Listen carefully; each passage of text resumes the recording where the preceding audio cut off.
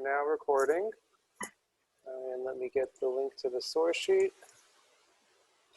Hi, Gary. Hi, Judy's off camera, but she's listening. Hi, Judy. Hello.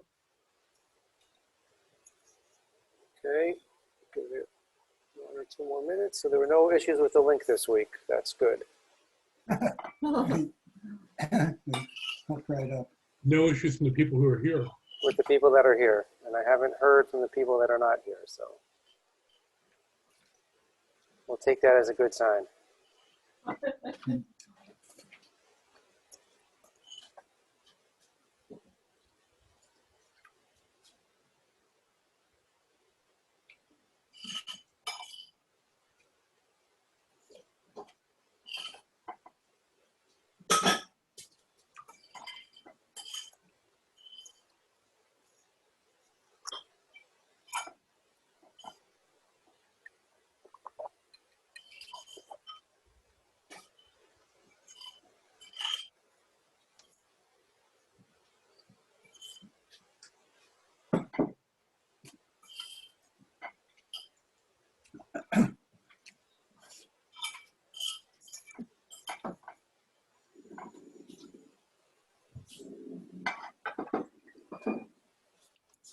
All right. We've been directed to give you greetings from the parents of one of your son's fellow baseball players. Parents of a son's baby. Oh, who's that? So that is Shmuley and Mira Siegel. Oh, okay. We've known their family for about 35 years and Oh, great. didn't realize that their son and your son were on the same baseball team. Yeah, they take turns catching. They take turns catching. All right, let me share the source sheet and we will get started.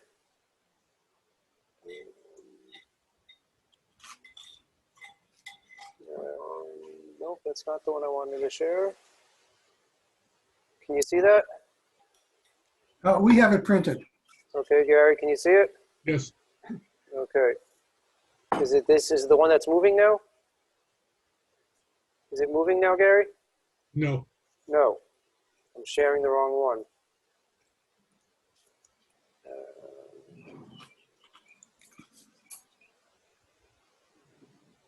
Let's try that one. Okay. Is it moving, Gary? Yes. Okay. Now I got it. All right. So we are in, it's a double parsha this week, Behar-Bechukotai, and hard to believe that we are going to be concluding Sefer Vayikra. It's a special parsha for me because it's my bar mitzvah parsha. Oh, Wow. But even more importantly, it's Israel's bar mitzvah parsha. yeah. So it's very, very nice to be able to share that with him. I got off easy. My year was only the single parsha of Behar. He had the double parsha, and he'll hopefully be landing for us this Shabbos. Wonderful. Yeah. So it definitely has a special place in the Kaplitz family's heart. And the primary focus of Parshat Behar, which we'll be staying with tonight, is on the laws of Shemitah and Yovel, the sabbatical year and the Jubilee year. Right, we have the release of servants, we have the forgiveness of debts, we have the return of land to its original owners. So very interesting stuff, stuff that has taken on new significance and a whole new, discussion within Jewish law in the contemporary state of Israel, and how do you balance the requirements of Shemitah and Yovel with the economic realities of a modern day state. And there's a lot that's been written on that, and a lot that we will discuss, as this coming year will be a Shemitah year. So all the complications of buying produce from Israel and Lulav and Etrogim won't be this year. That will be complicated in 2 years from now, at the end of the Shemitah. So all those questions will become live questions for us again. The Prusbul, the document that we have to complete for forgiveness of debts. So I'm sure that in the coming year we will spend a lot of time discussing practical Me too. applications of Shemitah and maybe some philosophical as well, but it's all based in this Parsha. Robert and Rena, welcome. Let me give you the link to the source sheet. And today I want to focus on just one pasuk and really one phrase. And this is very much inspired. The first 3 quarters are taken almost directly from one of Nechama Leibowitz's essays on the Parsha. But then I wanted to take it in a way that I've not seen anyone else take. Doesn't mean they haven't. And it's still a thought in development, so I very much look forward to any insights or thoughts that you might have as well. So with that build up, with that introduction, the pasuk I want to focus on is one that I assume is familiar to all of us because it's the pasuk that appears on the Liberty Bell in Philadelphia, and that is well, we'll read the whole pasuk, not just the phrase that's on the Liberty Bell. V'kidashtem et shnata chamishim shana ukratem deror ba'aretz l'chol yoshveha yovel hi tiyeh lachem v'shavtem ish el achuzato v'ish el mishpachto tashuvu. You shall sanctify the 50th year. And this is the phrase that we're going to focus on. Ukratem diror ba'aretz l'chol yoshveha. You shall proclaim liberty throughout the land for all its inhabitants. It is a jubilee year for you. Each one of you shall return to your holding and to your family. Meaning you're holding the land, and to your family, if someone was in servitude, they are free to go back to their family, to no longer be slaves. Okay, it's a pasuk we've all heard. Baruch Hashem. Yeah. So I want to focus on this one word, which really I think is the central feature of the pasuk, which is deror, the phrase liberty or freedom. And this is something that had not occurred to me until I read Nechama Leibowitz's essay on it, which is that this is the only time in all of Torah, in all of Chumash, that this word is used in this context. And it only appears twice in all of Chumash. There's further times in the rest of Tanakh, but in Chumash and in Chamisha Chumshei Torah, it only appears twice. In our pasuk, and the second time is in the description of the Ketoret, of the incense.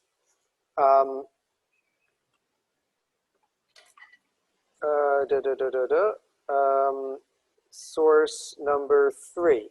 For those who have it printed out, source number 3. V'ata kach lecha b'samim rosh mar diror chamesh meot v'kinamon bosem machatito chamishim u'matayim uknei bosem chamishim u'matayim.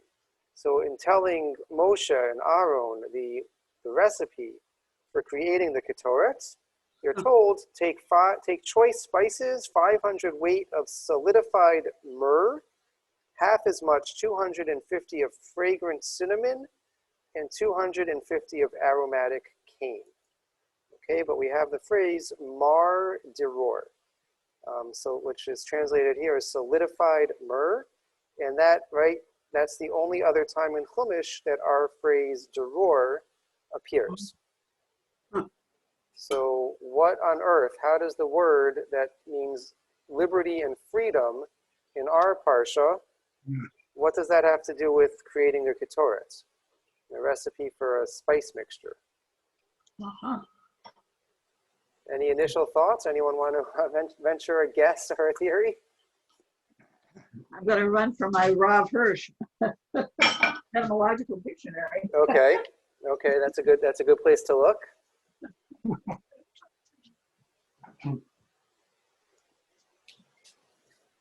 Maybe Anne will report back with something, but right. And so back to the Shemitah and Yovel, it's interesting because there's another phrase that's used elsewhere in the Torah's description of the liberty, of the freedom that takes place during these unique years.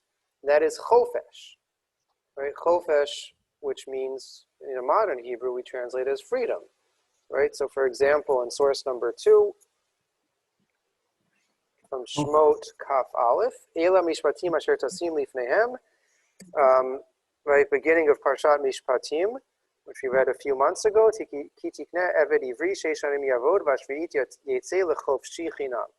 When you acquire a Hebrew servant, he shall work for you for 6 years, and in the 7th year is set free. Yetzei lechovshi. He goes free without payment. Okay. He can if he was married, he remains with his wife.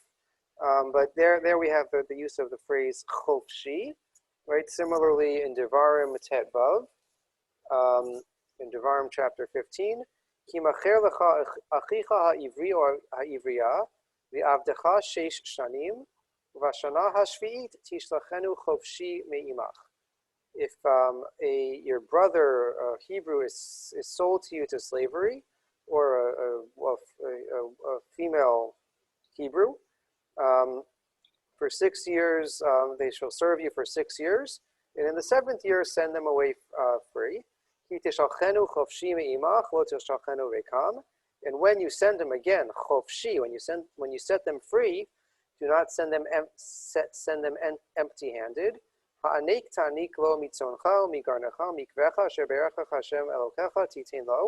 You have to give him some sort of payment, right, from your sheep, from your granary, from your wine. You have to make sure that they have what to sustain them. Zacharta ki eved hayita be'eretz Mitzrayim v'yiftecha Hashem Elokecha alpin anochi mitzavcha et hadavar hayom hazeh hayom. And right, what's the reason that we have to send them away with some sort of payment? You have to remember that you were a servant in the land of Egypt, and God redeemed you. Therefore, I command this matter to you. Right, just as we were provided with riches and payment when we left Egypt, and presumably we were supposed to internalize the sensitivity to one who is destitute and without their own property and sustenance. So therefore, the Egypt experience requires that we not repeat it when we set our servants free, and therefore we have to provide for them. So we have a phrase chofshi, which is used. So the question is even sharper: why? What's the difference? What's the significance of dror? And right, is Anne back? Anne, did you find anything in the Ketard connection? He translates it in from that passage as unadulterated. Okay. But he's suggesting that the major meaning is return. Mm-hmm. So that certainly makes sense. Well, you're looking in Vayikra or in Shemot? Vayikra at the moment. Vayikra, okay. Yeah. But just because that's the first definition he starts with, and often that determines right. what follows, that kind of thing. A return, not, there are different kinds of freedom. You're just talking about one kind, and this is another kind. Okay. So, yeah, but then I always like to see what I would call the root metaphor, or the physical metaphor.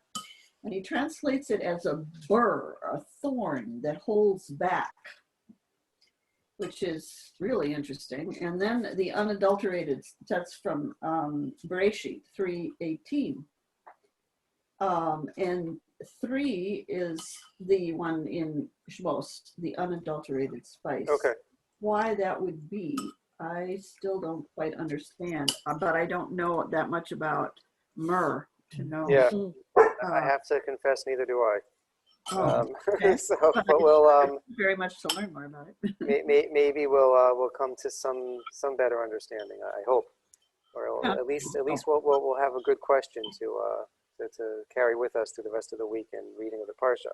Okay, so let's turn to source number 4, unless anyone else has any initial thoughts. Rena, is that you want? I thought it had something to do with birds and how they fly around unfettered wherever they wish to. I don't know where I got that idea from, but I thought the root word had something to do with the movement of birds. Okay, so as we'll see, in Nevi'im and Ketuvim, the term deror is associated with birds.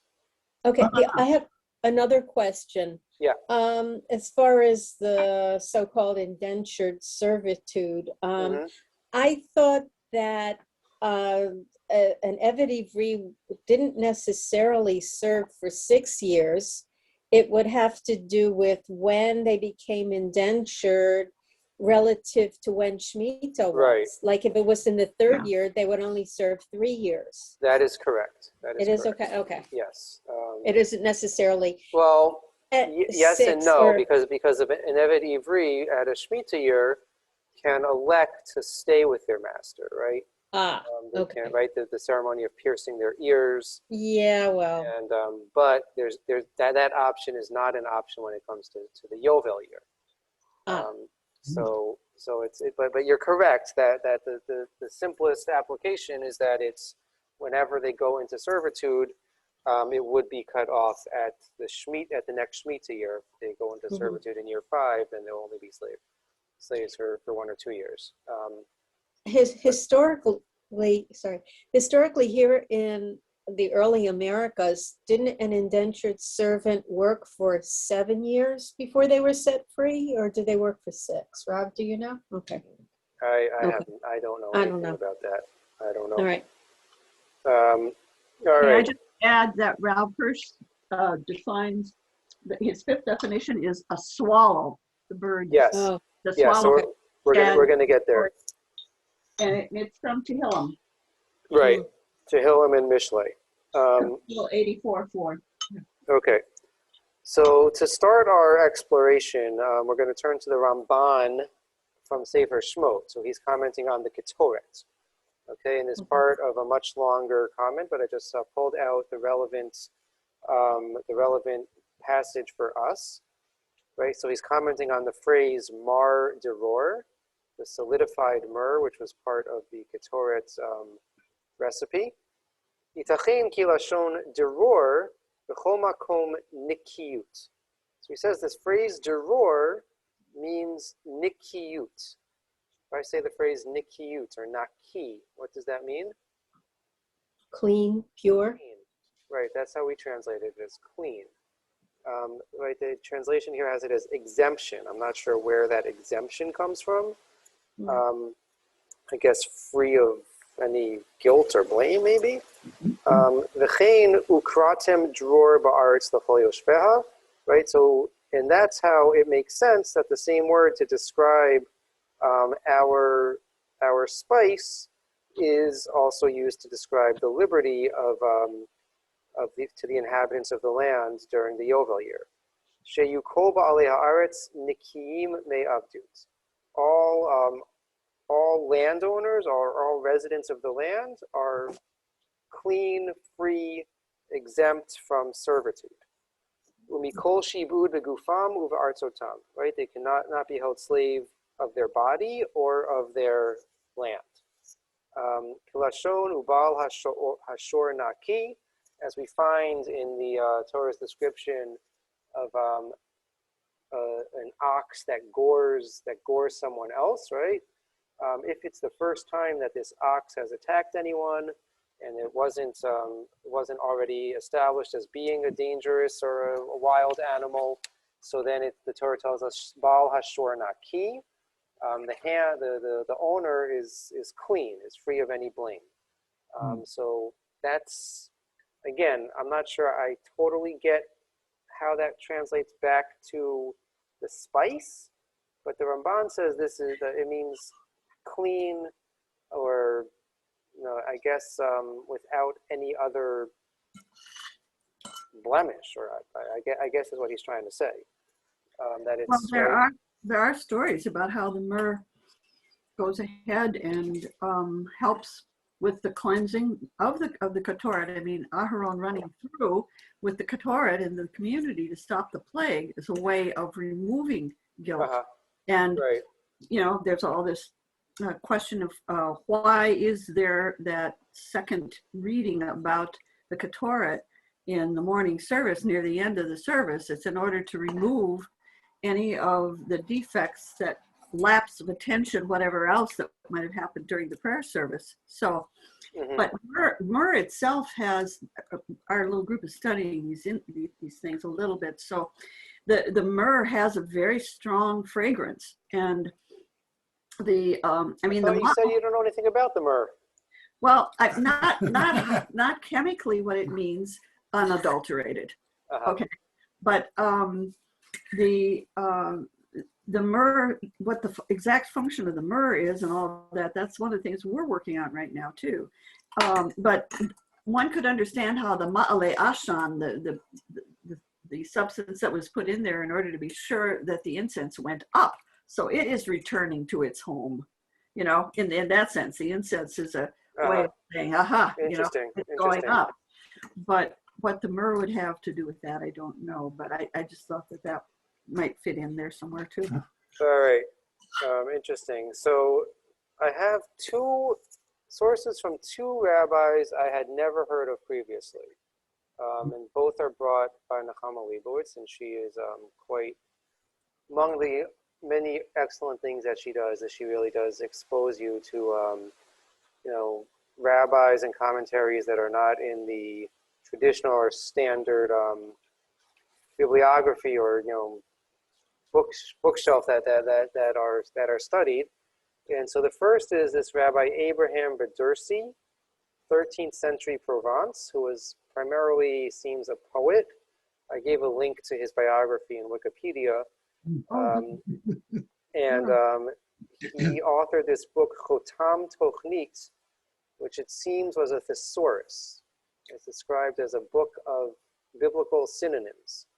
So I think that's what a thesaurus is. Maybe it's more in depth than just the Roget's thesaurus that we might think of. And he says the following. Both terms, right? So remember, our one question was, what's the connection of dror in the context of Yovel to the Mar Dror, the dror as a descriptor in the Ketoret? The second question is, what differentiates dror from chofshi? So he says both terms, chofshi and dror, are antonyms of bondage.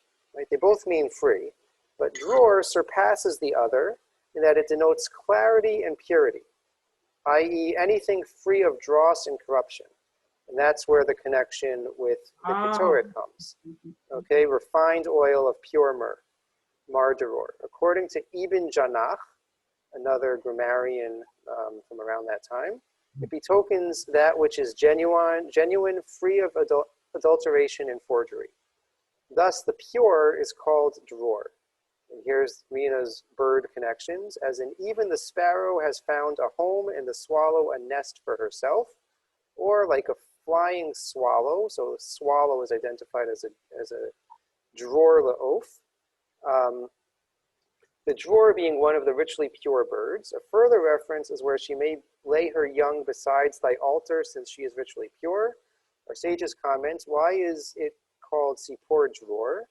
Because it dwells both in houses and in the field, being totally self-reliant and unrestricted in its choice of habitation.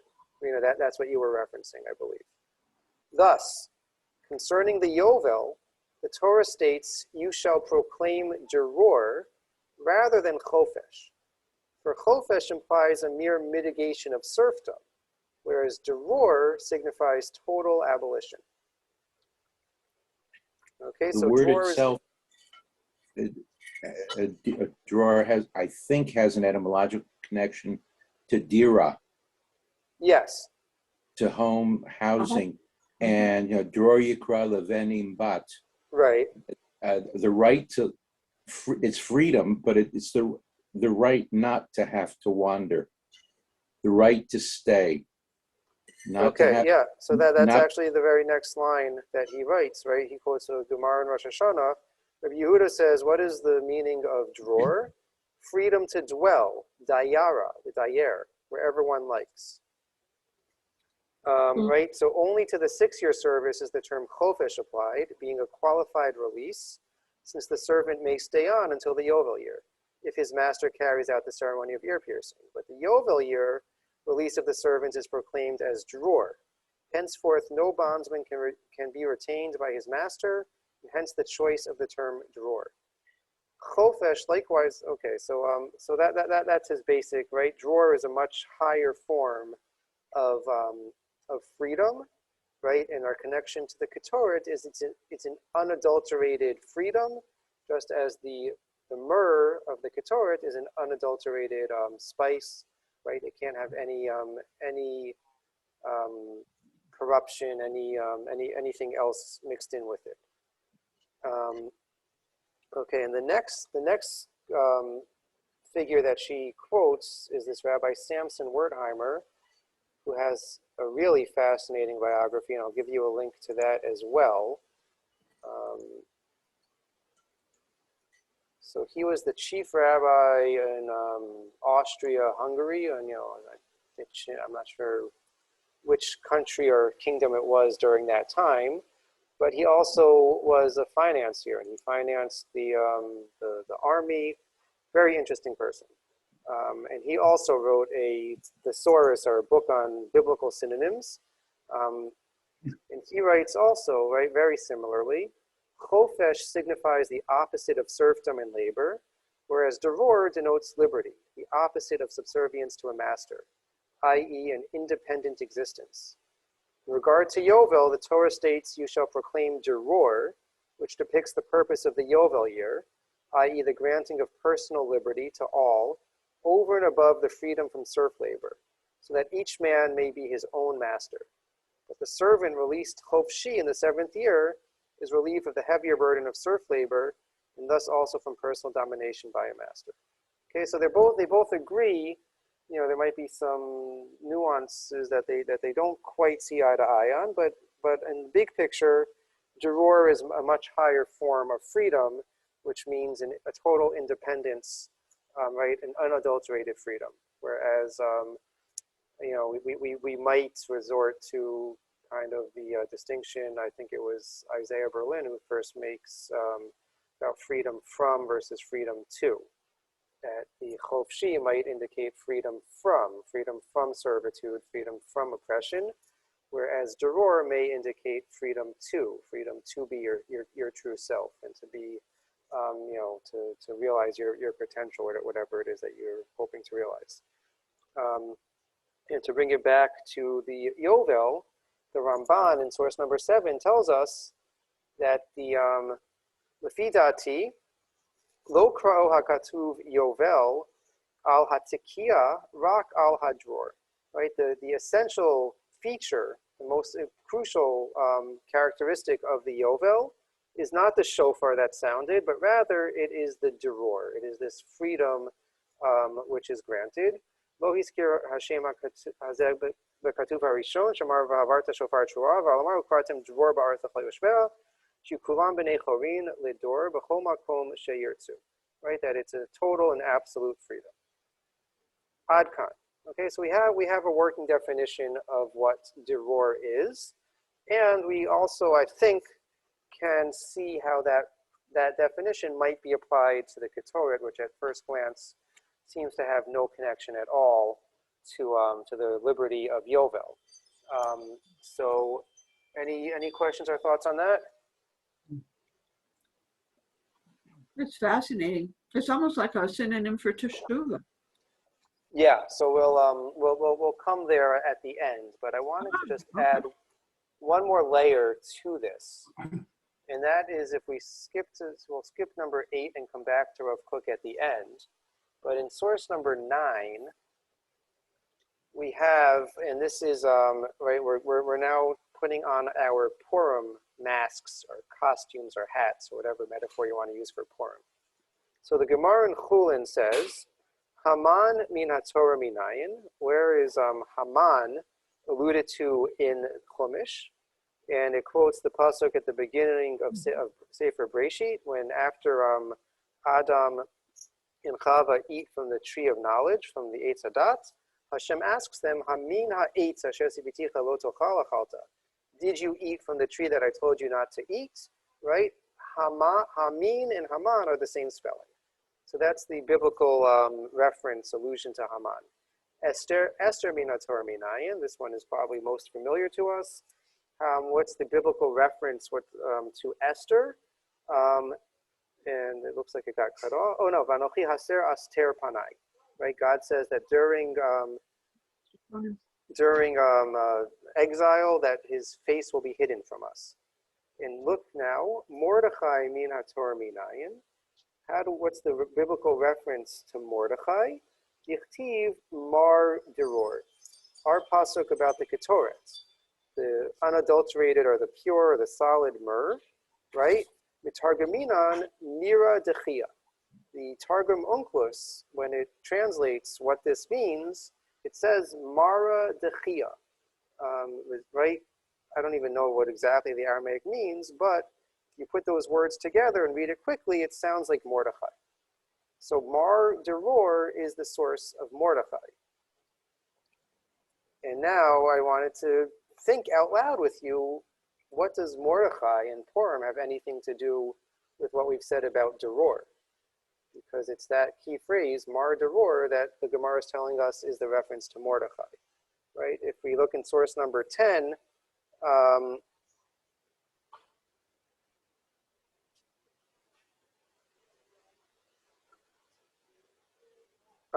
in number 10, let me get the English for you. Right,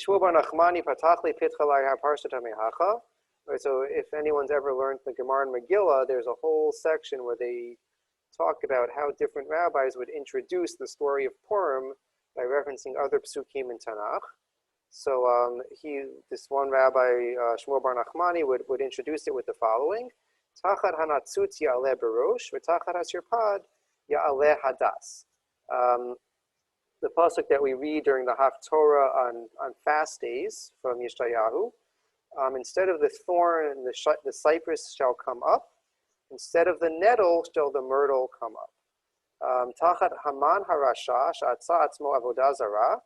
Yichtiv v'chol atzna'atzuim v'chol anolim ya'aleh berosh. Zeh Mordechai shneikra rosh l'chol habesamim. Right. Tachat. So instead of the thorn, a cypress shall come up. And I think you were that Rav Hirsch was referencing this with the thorn. That's right. Right, so instead of the thorn, which is Haman, will come up Mordechai. Why is Mordechai associated with the barosh, with the cypress tree? Because he's called Rosh L'chol HaBisamim. He is the head or the chief of all the spices. Okay, so Mordechai's name is very much associated with these spices and with the Deror. And what does Mordechai, again, so that's the question. What does Mordechai have to do with freedom of the Yovel? What on earth is the connection between Purim and the Yovel? Oh, wow. When they accepted, it's like proclamation of freedom, right? They were asserting, they were asserting their own freedom. Asserting their freedom, yeah. So say that, Arthur. Say that so we can all. In Purim, they were asserting their freedom. Okay. Mordechai specifically, right? Mordechai being the only Jew who refused to bow down, the only one who proudly displayed and proclaimed his Jewish identity. So he was the only one who understood what this freedom truly is, right? The freedom to not be afraid of any outside influences, to be totally connected to his Jewish identity, to his Yiddish neshama, as we might say.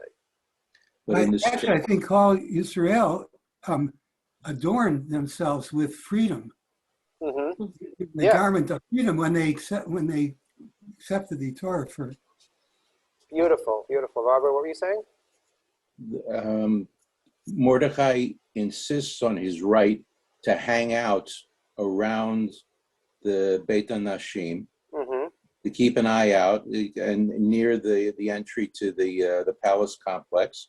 And he hears things, he sees things. He won't go away. He won't adapt. He's somebody who represents his own sense of freedom. He does what he feels he has to do. Right. But that freedom, which is recognized by Achashverosh when he honors Mordechai. It's also in danger because Achashverosh sells Bnei Yisrael to Haman. Right. Haman Right. pays him, which in effect means that they've been enslaved to Haman, who has total control, theoretically. And yet, Mordechai doesn't give up, uses connections, insists on influencing Esther to come out of hiding and be open. Right. And it results in freedom. At the end of the Megillah also, the Jews take their right to bear arms, basically, and defend themselves, and inflict a good bit of damage on those who would do them harm. Yeah. Yeah. Some might say that they take it a little bit too far, but right. That's a form of discussion that we can. Yeah. Well, we don't know how many enemies. Right. Right, but certainly by the end they are very comfortable and very free asserting themselves, and it seems that this message of Deror, which Mordechai symbolizes, comes through, right? It's worth mentioning that right, when it comes to Purim, right? Everyone, I don't know everyone, but there's the question of getting drunk gets a lot of airtime. Right, and it's quite fascinating. How does the Gemara introduce this idea? Can't tell the difference between. Right, but in yeshiva we used to sing the song, Chayev inish libisume bipuria adilo yada. Right, we translate it as a person must become intoxicated on Purim until they don't know the difference between Arur Haman and Baruch Mordechai. But the word used bisume is bisamim, spice. Right, so there's a whole interesting connection with the spices and Mordechai and Esther, right? Hadassah, Hadassim, which are fragrant leaves. So there's a lot to say about this, but I thought that putting it in the context of Yovel was quite an interesting step that I haven't seen anyone else make. Again, it's very possible that hundreds of people have made this step, and I just not looking in the right places, but I thought it was quite interesting. And I'll just bring one more thought in that regard, and then we'll come back to Rav Kook and Yovel. When's the time when we make a bracha on spices? Havdalah. Well, it's a trick question because by any time we smell spices, we make a bracha. But specifically, we go out of our way to make that bracha when we say Havdalah. And why? Why do we make that bracha specifically at Havdalah time? It's our souls. It's to comfort our souls, the loss of the Shabbos soul, the level. Okay, so the Gemara tells us that on Shabbos, every Jew acquires a neshama yetera, an extra soul. Some I've seen translate it more as their true soul, right? That we're only spiritual on Shabbos, so we're more tied into our soully existence.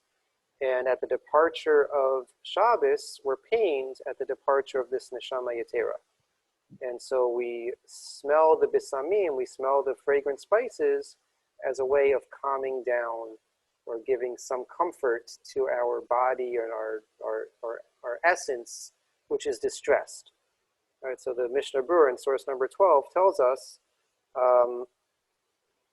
right, so the Shulchan Aruch had said, if you don't have spices, you don't have to go crazy chasing after them. You can still say Havdalah without it. And the Mishnah Berurah explains why is it not necessary but only a minhag. She'ein mevarchim aleihem ela lehashiv hanefesh shehi ko'evet miyitziat haShabbat. The only reason we need the spices is to placate the soul, which is pained at the departure of Shabbos.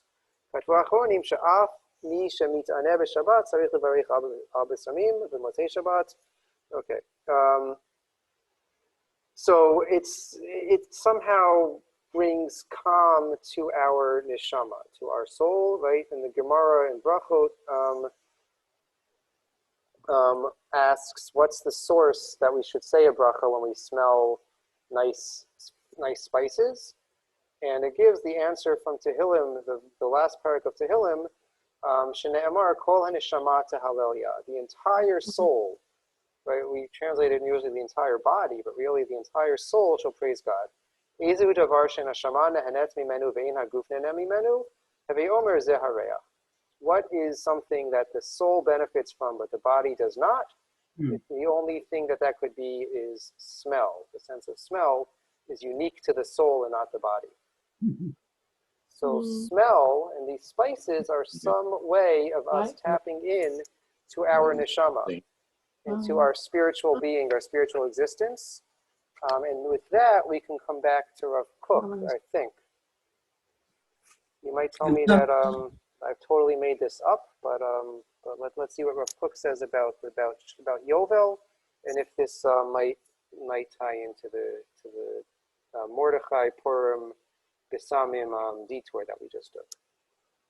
So Rav Kook wrote a very lengthy book called Shabbat Haaretz when he became the chief rabbi of pre-state Palestine, and the first Shemitah year was coming up under his rule. I don't know if you call it the rule, but under his serving as chief rabbi, and the whole question of Heter Mechira, right? What can we do in order to not completely destroy this very infant economy and agricultural infrastructure that has been built up over the past few years? Is there any way to work around the restrictions of Shemitah? So he famously allowed the Heter Mechira, the permission to sell the land to non-Jew, so that the economy and could continue to function. Right, and so a lot, those who still rely on the Heter Mechira point to Rav Kook, and those who don't rely on the Heter Mechira also point to Rav Kook and say that he only allowed it during those extenuating circumstances. But now that Israel is much more solid and has a more diversified economy, maybe we don't need to use such an extreme leniency. But anyway, before he gets into any of these halachas, he has a very lengthy introduction on the philosophy and the significance of Shemitah and Yovel. So there he writes, life can only be perfected through the affording of a breathing space from the bustle of everyday life. The individual recovers from the influence of the mundane at frequent intervals, every Shabbat. What the Shabbat achieves regarding the individual, the Shemitah achieves with regard to the nation as a whole. This nation, in which the divine spirit dwells prominent and eternal, has special need of expressing from time to time the revelation of its own divine light at its fullest brightness, not suppressed by the cares and toils of the passions and rivalries of everyday life, so that the totality of the soul's purity may be revealed within it, right? So think about our definition of dror as being total unadulterated liberty and freedom. If that callousness, which is bound to be present in the life of a community, causes the deterioration of the moral standard of life and the constant conflict between the ideal heeding of the appeal, this is a bit wordy, to practice loving kindness and truthfulness, compassion and pity on the one hand, and the raging oppression, coercion, and pressure for material gain, inevitable in daily life on the other, cause the distancing of the divine light from the cognitive capacity of the nation. The periodical suspension of the normal social routine raises this nation, when morally settled, spiritually and morally, and crows it with perfection. Okay, so we need a Shemitah to allow us to escape all the impurities, all the dross that gets mixed in to our spiritual existence during the normal course of life. So we need that break to reconnect with our true essence and our true souls and our true spirituality. A year of solemn rest is essential for both the nation and the land. A year of peace and quiet without the oppressor and tyrant. He shall not oppress his neighbor and his brother, for a Shemitah has been proclaimed to the Lord. It is a year of equality and rest in which the soul reaches out toward divine justice, towards God who sustains the living creatures with loving kindness. Okay, so Rav Kook gives us his philosophical understanding of the need for Shemitah and Yovel as a way to really reconnect. And Anne, you said something about how the Dror, the liberty, is evocative of tshuva, right, of a return to your true self. the ability to strip away all that interferes, all that gets in the way, and to really be able to focus on our neshama, on our soul, on our spiritual existence, and on our true purpose.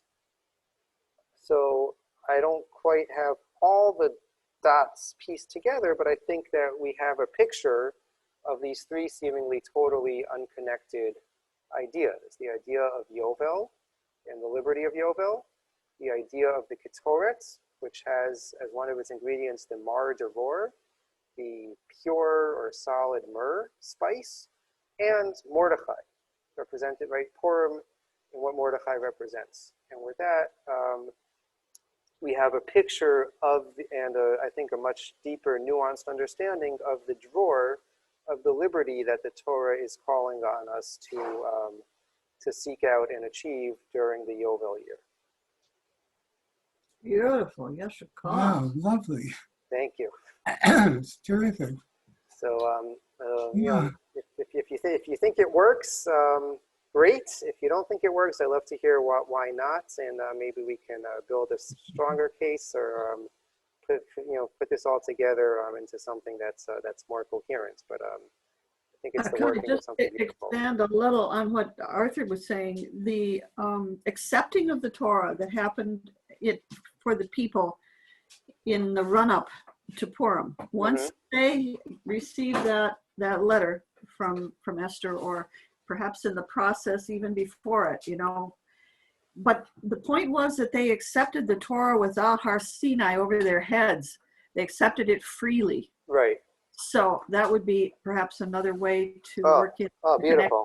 Okay, so right, Purim really is about freedom. I did not think of that. That's a very nice connection. Beautiful. Yeah. Just expanding on my husband. Okay, thank you. All right, we make a good team, all of us. Baruch Hashem. All right, have a good night, and we'll see everyone next week. Bye, Latov. Thank you, Yeshua. And Mazel Tov on your bar mitzvah. Thank you. Thank you. And your son.